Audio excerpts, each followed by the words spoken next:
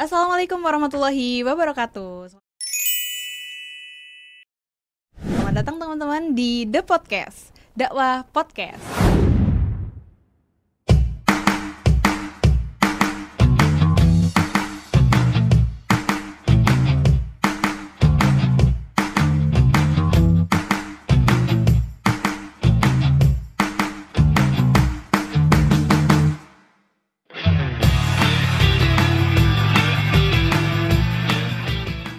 Kali ini kita kedatangan tamu spesial yang dinanti-nanti dan sempat rame yang Winsa Official ya teman-teman. Karena hari ini kita akan ada tema figur baru, harapan baru. Nah, kira-kira teman-teman udah penasaran belum ya? Nah, langsung aja kita sambut nih Kak Afifatur Rahma MIKOM. Halo Kak. Halo, assalamualaikum warahmatullahi wabarakatuh. Waalaikumsalam. Aduh, hostnya cantik ya, seger lagi hari ini. Aduh, sama dong, sama narasumber kita, seger-seger. Oke, mungkin bisa perkenalan dulu nih Kak Afif. Iya, kenalin, nama saya adalah Afifatur Rahimah. Ini biasanya kalau sama mahasiswa sih saya lebih nyaman dipanggil Kak Afif aja. Gitu. Itu singkatnya sih, ya.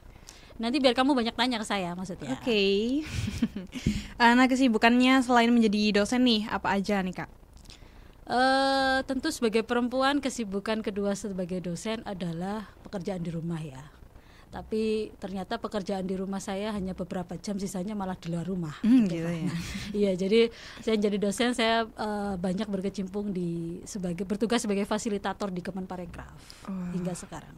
Wah, ketambahan sibuk lagi menjadi Kepala Laboratorium Fakultas Dakwah dan Komunikasi UIN Sunan Ampel Surabaya. Betul. Bener banget. Kemarin sempat nggak pede, ya Allah, ini apa ya? Oh, berarti mungkin semakin banyak orang yang percaya.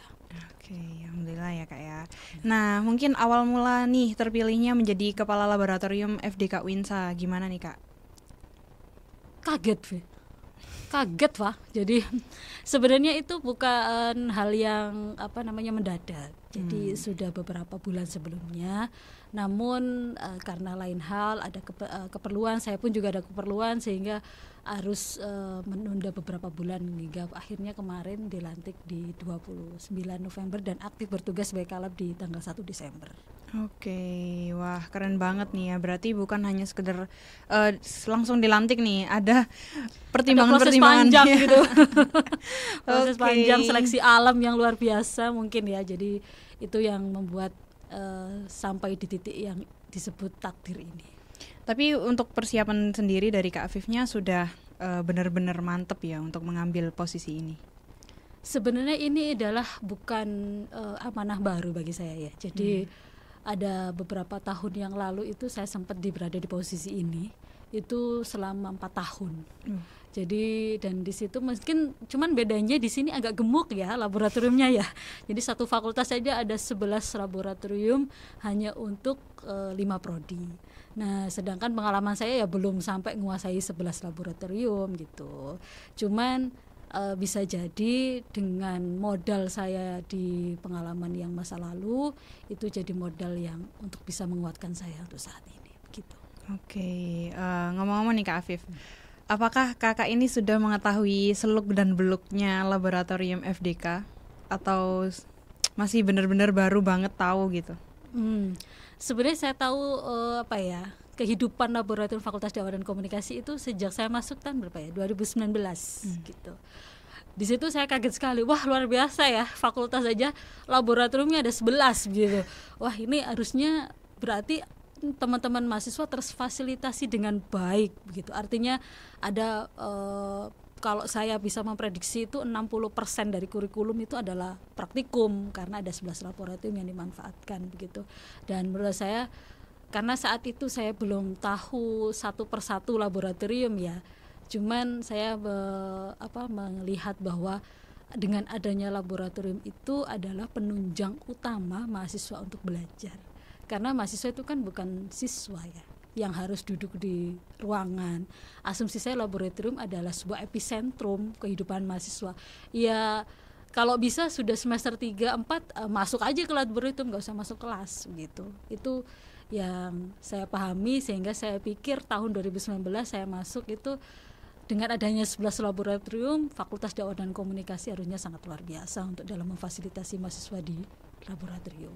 Oke, woi, keren banget ya. Ternyata sudah lama sekali mengenal laboratorium FDK UINSA ini.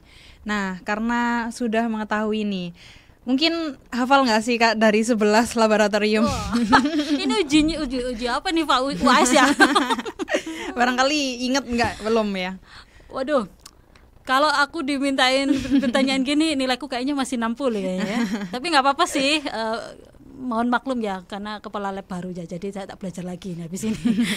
Ini diundang podcast ya, jadi punya inisiatif untuk belajar. Ngapalno 11 laboratorium yang ada ya. Terima kasih ya tim podcast ya. Oke, nah mungkin udah tahu belum yang kepala laboratorium sebelumnya itu siapa Kak?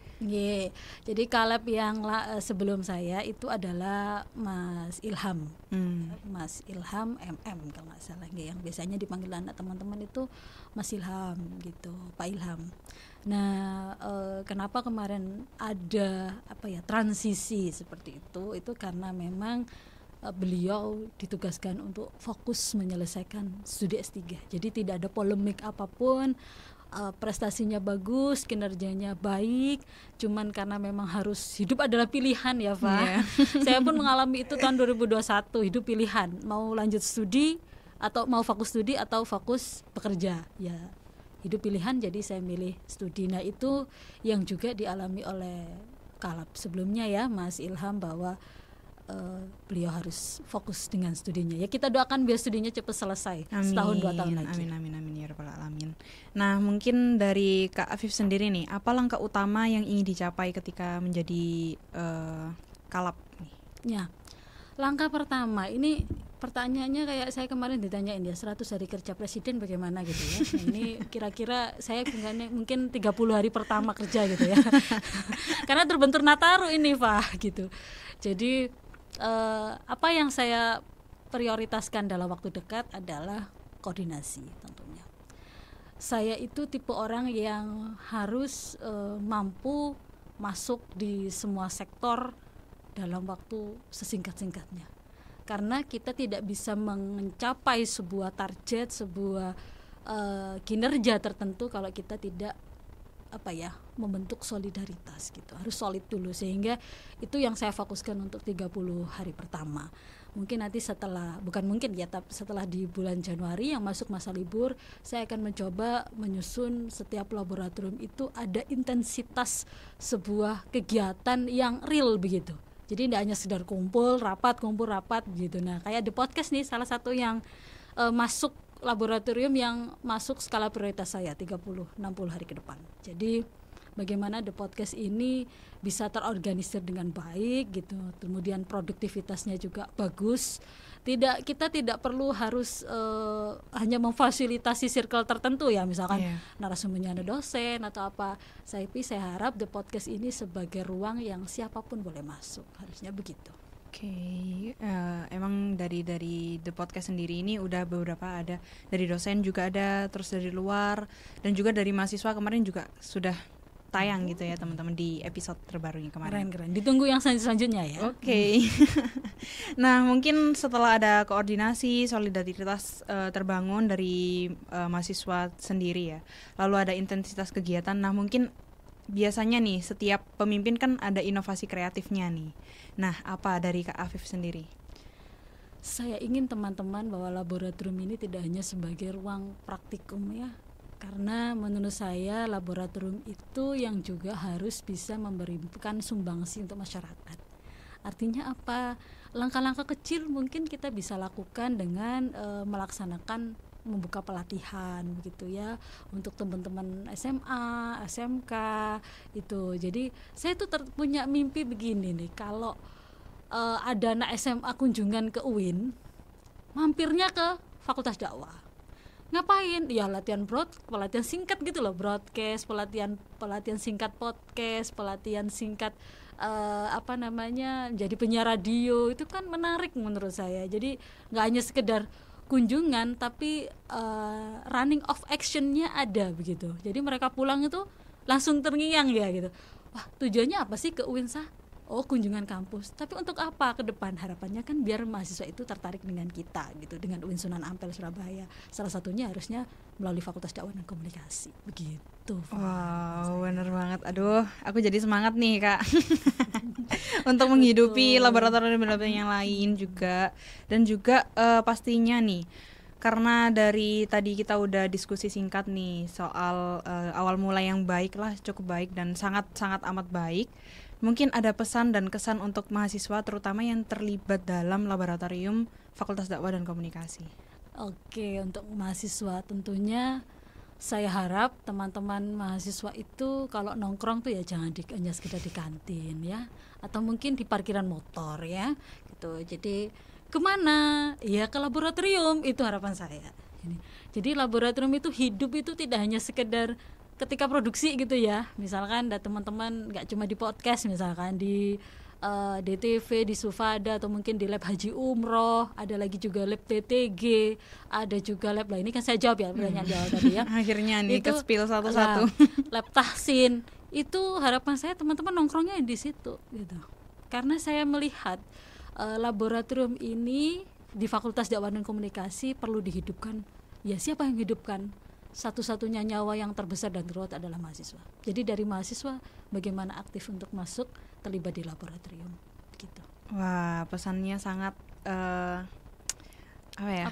sangat menyentuh sekali gitu. Mendayu-dayu kayak cuaca di luar ya. Tapi agak kesindir gitu. juga sih nongkrongnya jangan di depan UIN gitu. Ke laboratorium, benar banget teman-teman, karena aku sendiri juga merasakan bagaimana sih ketika ketemu dengan mahasiswa-mahasiswa yang lainnya dan kita berdiskusi dengan hal-hal yang lebih jauh positif, itu memberikan insight dan impactful yang sangat benar-benar terasa gitu sampai sekarang gitu. Nah, mungkin kesimpulan pada podcast hari ini. Terima kasih untuk Kak Afif untuk waktu dan ya sharing session yang sudah di sharingkan ke teman-teman sekalian. Bahwasannya menjadi kepala laboratorium juga ternyata butuh pertimbangan yang sangat panjang, bukan hanya sekedar mengiyakan, tapi itu juga sebuah tanggung jawab yang besar ya Kak Afif ya. Betul. Lalu ternyata persiapan dari Kak Afif sendiri sudah sangat mantap menurut saya, tinggal eksekusinya aja, dan aku harap juga sesuai dengan apa yang diekspektasikan sama Kak Afif dan teman-teman semua di rumah. Nah, oke teman-teman, kali ini episode kali ini sudah berakhir. Mungkin kalian langsung cek aja di Instagram atau bahkan mau sharing session bisa komentar di kolom komentar di bawah. Oke, wassalamualaikum warahmatullahi wabarakatuh.